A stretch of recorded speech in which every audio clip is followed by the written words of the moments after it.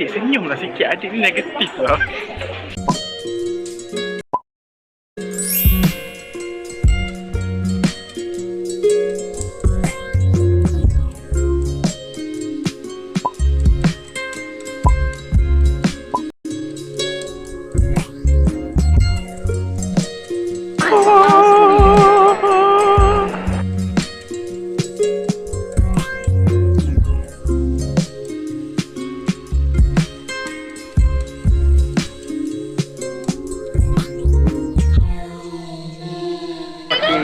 Okay, siap lah, masuk lah. Hai korang, so kita ada macam pesta tahun baru Cina kat sini. Bukan pesta, bukan pesta.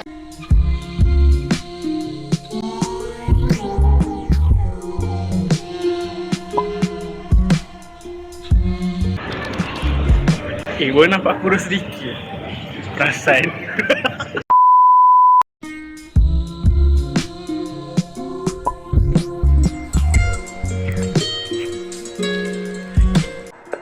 Hi guys, so apparently kita nak balik rumah.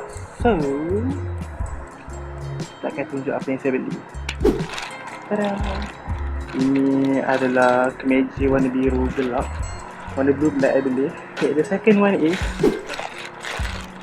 so this adalah t-shirt back collar tapi collar pendek, you know what I mean. So warna merah. Actually saya dah ada dah warna merah sebelum ni, cuma itu dah tak muat. Itu dah macam sarang nangka dah tak muat. So saya dah kena beli yang baru.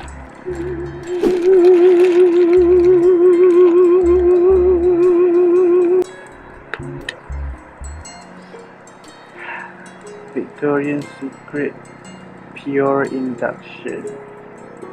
Seduction.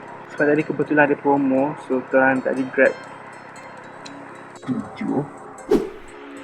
So untuk macam update kan, preparation Ramadan sebab minggu depan puasa, sebenarnya tak ada apa-apa sangat pun. Dia macam normal lah, macam family normal. Korang kemaskan rumah, kemas rumah, bakar rumah, you know. Kemas kamu, kemas bilik. Tiba-tiba ada rama-rama, tiba ada prosperity. What? Kan kucing tu tak tahulah, tak habis lukis, tak tahulah bila nak sambung tu.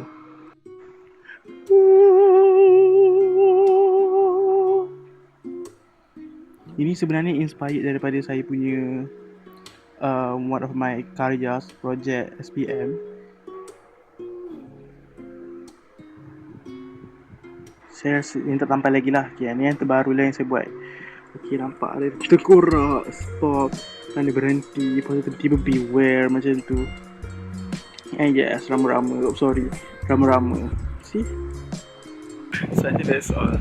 Bye.